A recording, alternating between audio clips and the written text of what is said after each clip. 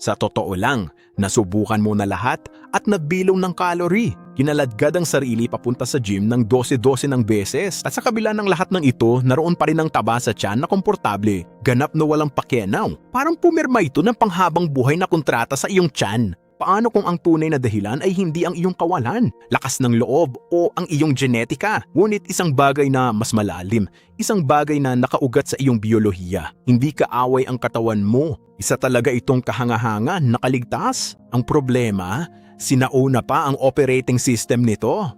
Hindi nito alam na 5 minuto lang ang grocery. Sa tingin ko, baka magtagutom na bukas. Yung matigas ang ulong taba sa tiyan na pilit mong pinapawi, itinuturing ito ng iyong katawan na isang baul ng digmaan, isang reserbang pang-emerhensya, isang patakaran sa kaligtasan. Kumakapit ito hindi para magalit ka, kundi para protektahan ka. At kapag nagpasya kami lubos na limitahan ng iyong kinakain, di maganda ang pag-iisip ng utak mo. Magkakasya ulit tayo sa mga lumang maong na yan.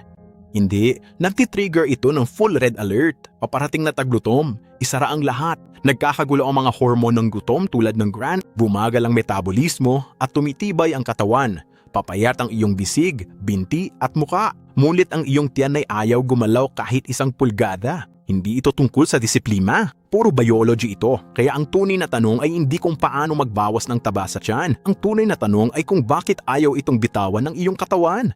At dapat na intindihan mo na, simulan natin sa isang sikat na mito na ang pag-crunches ay nakakatunaw ng taba sa tiyan. Isa ito sa pinakamalaking kasinungalingan sa industriya, ang konsepto ng pagbabawas ng batik, pagtunaw ng taba sa partikular na parte. Ang pag-target sa kalamnan na iyon ay mukhang lohikal, pero sa biyolohiya hindi ito ganoon.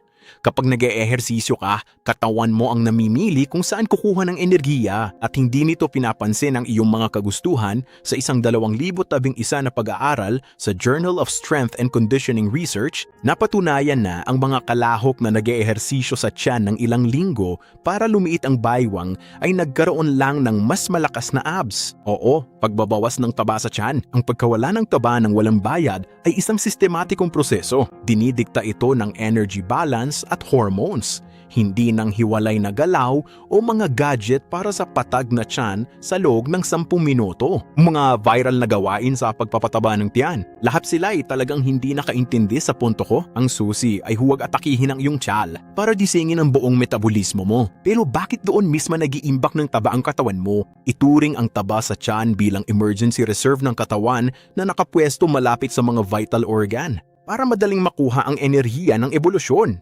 Sa pananaw ni Mary, mahusay ang disenyo. Ngunit sa modernong mundo, kung saan laganap ang pagkain at ang stress ay lagi na lang, ibabalik ka niyan di alam ng katawan mo ang kaibahan ng totoong gutom sa stress sa amo, puyat o nilaktawang almusal. Para sa isang tasa ng kape sa iyong utak, lahat ng ito ay mukhang mga banta. Kaya pinanghahawakan nito ang taba sa tiyan kung sakali. Mas maraming signal ng stress ang natatanggap ng iyong katawan. Physical man o emosyonal, mas lalo nitong pinatitibay ang mensahe. Huwag mong ilabas ang enerhiyang ito. Baka kailanganin natin ito. Kaya naman kahit ang mga taong kumakain ng maayos at regular na nag-ehersisyo, kaya pa rin maghirap sa malambot na bahagi ng tiyan. Hindi ito katamaran, hindi ito masamang genetics. Ang iyong katawan ay hindi sapat na ligtas para ilabas. Ang sikreto ng nakaimbak na enerhiya ay hindi ang labanan ng iyong katawan. Para pakalmahin ito, ang salaring naglalagay sa iyong katawan sa alanganing estado ay isang hormone na malamang ay kilala mo na. Huwag maliitin ang cortisol. Hindi ito masama. Kailangan ito sa enerhiya at pagiging alerto. Pero pag nananatiling mataas ito ng matagal, delikado ito. Nag-iipon ng taba ang katawan mo lalo na sa tiyan. Bakit? Dahil mas marami ang cortisol receptors sa taba ng tiyan kaysa sa taba sa balakang o binti. Mas mabilis silang tumugon sa mga stress hormone. Kapag palagi kang nasa ilalim ng pressure sa pag-iisip, emosyonal o dahil lang sa kulang ka sa tulog, hindi humihinto ang cortisol, kaya ang asukal sa dugo mo ay nananatiling mataas. Ang iyong gana ay nagiging hindi mapigilan. Mananatiling nakaimbak ang iyong fat cells.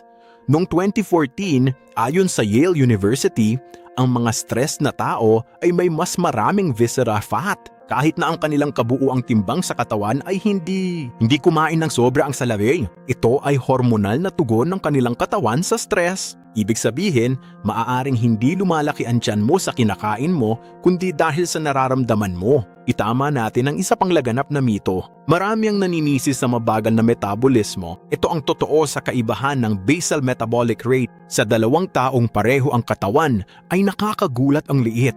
Ang nagbabago ay paggamit ng katawan sa enerhiya pagkulang ang kain ng matagal. Hindi humihinto ang iyong metabolismo. Nagiging mas matalino ito sa pag-aangkup. Mas matipid na pagsunog ng mas konting calories para lang manatiling buhay. Kaya ang mga striktong dieta ay madalas pumapalya. Dahil sa gutom, binababa ng katawan ng thyroid hormones, binabawasan ang calorie burn at tinutunaw ang kalamnan na siyang iyong makina. Pag nawala ito, babagsak ang metabolic power mo. Hindi gutom ang solusyon. Estratehikong pag-fuel, sapat na protina, mahimbing na tulog at lakas mula sa pagsasanay. Lahat ito'y malinaw na senyales sa katawan. Wala tayo sa panganib maaari kang malayang sumunog at kapag natanggap na ng katawan mo ang mensaheng iyon, ang pagbaba ng taba ay hindi na parang isang labanan. May oras sa maghapon kung kailan ang pagsunog ng taba ay nasa pinakamataas. Mulit karamihan sa atin ay tulog sa mga oras na ito. O sa halip ay hindi sapat ang tulog para maranasan ito dahil ang pagtulog ay hindi isang panahon ng pahinga para sa iyong metabolismo. Prime time ngayon habang natutulog ka, nag-a-adjust ang katawan sa hormones, bumubuti ang insulin sensitivity, balanse ang hunger hormones at tumataas ang growth hormone para sa tissue repair at fat burning. Pero kapag kulang ka sa tunog, lahat ay nagbabago, tumataas ang cortisol, tumataas ang ghrelin, tumataas ang hormone ng guton. At ang leptin, ang hormone ng kabusugan, ay bumagsak. Niloloko ng kaguluhang hormonal na ito ang utak mo para mag-crave mabilis na enerhiya kinabukasan. Mga carbohydrate na asukal, anumang bagay na nakakaaliw at instant. Mga mananaliksik sa universidad na natuklasan ng Chicago na ang pagtulog ng wala pang 6 na oras kada gabi maaaring mapataas ang imbakan ng taba ng higit sa 30%. Kahit na pareho ang calorie intake, hindi lang pagod ang kulang sa tulog. Binabago nito ang iyong metabolismo upang makatipid ng taba sa halip na sunugin ito. Ang pagtulog ay hindi tamad. Ito ay isang metabolic strategy. Pero kahit na mahimbing ang tulog may puting kristal na tahimik na sumisira sa iyong pag-unlad. Pait na katotohanan, may mga asukal na nakatago lang sa iyong paningin. Putulin mo na, pero nakatalat na kahit saan. Sa yogurt at sarsa, mula sa protein bars at healthy drinks, tuwing pumapasok ang asukal sa iyong dugo, tataas ang blood sugar mo at dadagsa ang insulin sa sistema. Tumatanggap ang katawan ng mensahe, mag-imbak ng taba, huwag itong sunuging. Ang trabaho ng insulin ay ilipat ang glucose sa iyong mga selula para sa enerhiya. Pero kapag palagi itong nakakaas, nawawala ng sensitibidad ang mga selula dito. Ito ay tinatawag na insulin resistance. At hulaan kung saan napupunta ang sobrang glucose. Sa baywang, ginagawa itong triglyceride ng atay at naiipon bilang visceral fat. Mabagal at tahimik itong proseso na nagaganap bago pa man makita ang anumang pagtaas ng timbang. Kahit konti lang ang kain, bakit lumalaki pa rin ang tiyang ko? Hindi problema ang calories, kundi maling insulin hormones.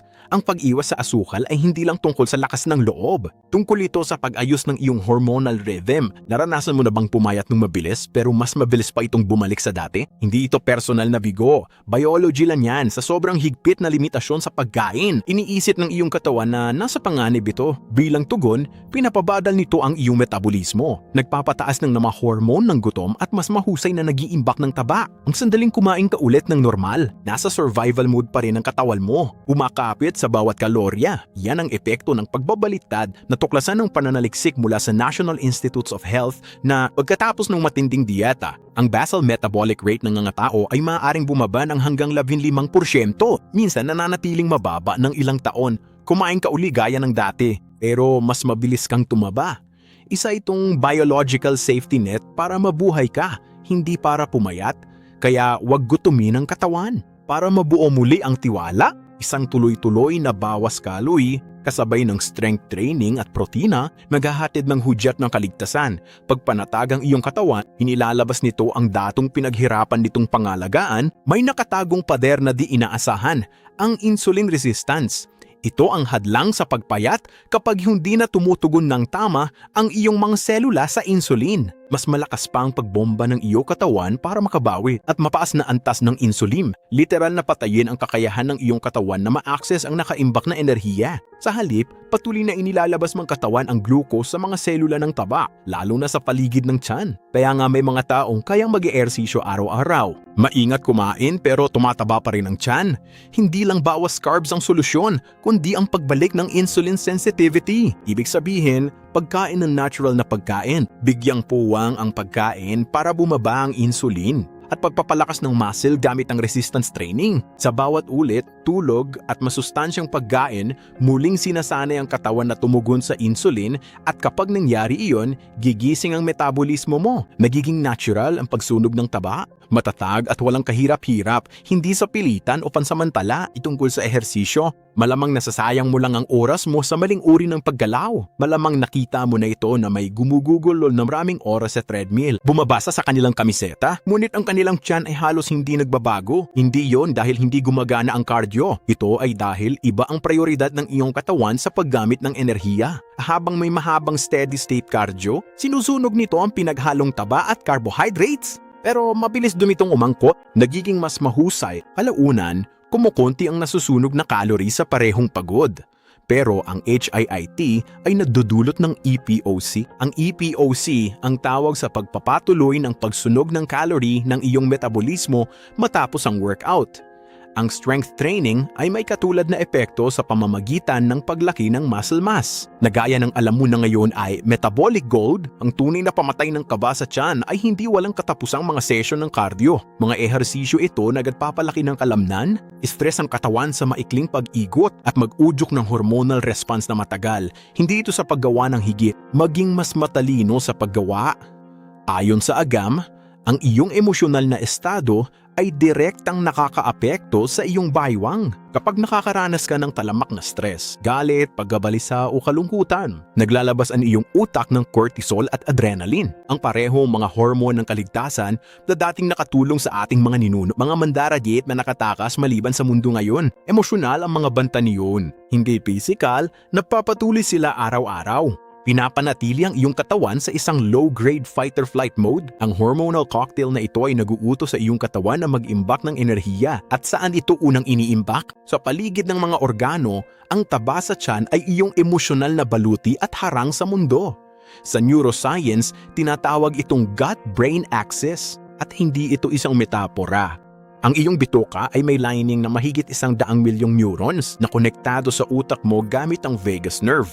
Pag tensyonado o emosyonal, bumabagal ang tunaw, tumataas ang pamamaga at humihina ang metabolismo kaya pinapagaling mo ang katawan o nagsisimula sa pag-aalaga ng iyong mga emosyon. Magsusulat sa journal ng pagmumuni-muni, therapy o simpleng paglalaan ng oras para sa iyong sarili. Hindi ito mga malambot na gawi. Ito ay mga biological na kagamitan para sa pagkontrol ng taba. At ang pinakasimpleng kagamitan ay yung lagi mong dala. Karamihan sa mga tao ay walang ideya na ang paraan ng kanilang paghinga. Binibilis ang metabolismo, mababaw na paghinga, pinapanatiling alerto ang nervous system, tataas ang cortisol at asukal sa dugo. Ang malalim na paghinga ay kabaliktaran. Pinapagana nito ang parasympathetic system o ang rest and digest mode, agbaba ng stress hormone at pagdaloy ng oxygen sa tissue. Ayon sa pag-aaral ng Harvard Medical School, ang mabagal na ehersisyo, ang diaphragmatic breathing sa 10 minuto kada araw ay nakakabawas ng cortisol at nagpapabuti ng insulin sensitivity. Ang simpleng paghinga ng tama ay kayang baguhin ang pagtunaw ng taba ng iyong katawan. Tungkol ito sa kontrol, balansehin at turuan ang iyong katawan na tumigil sa pamumuhay sa survival mode. Ngunit lahat ng mabubuting gawin na ito ay maaaring masira ng maliliit na mga gawing hindi napapansin, hindi ang malalaking mali. Nilaktawang ehersisyo o cheap meals ang kadalasang humahadlang sa pag-unlad. Mga simpleng gawi ito na di napapansin. pag-scroll sa phone bago matulog, o stress sa background pagkatapos ng meeting. Nakaupo ng maraming oras ng walang paggalaw. Bawat maliit na desisyon ay may katumbas na halaga. Sa bawat sandali ay gumuguho ang iyong tindig. Bawat matamis na higop na ininom nung isang beses lang. Lahat ng ito ay nagiging mga senyales ng hormonal imbalance. Sinasabi sa iyong katawan na kumapit sa taba. Ipinapakita ng pananaliksik na ang pag-upo ng higit sa 8 oras sa isang araw, binabawasan ng aktibidad ng mga enzyme na responsable para sa pagkasira ng taba sa iyong daluyan ng dugo.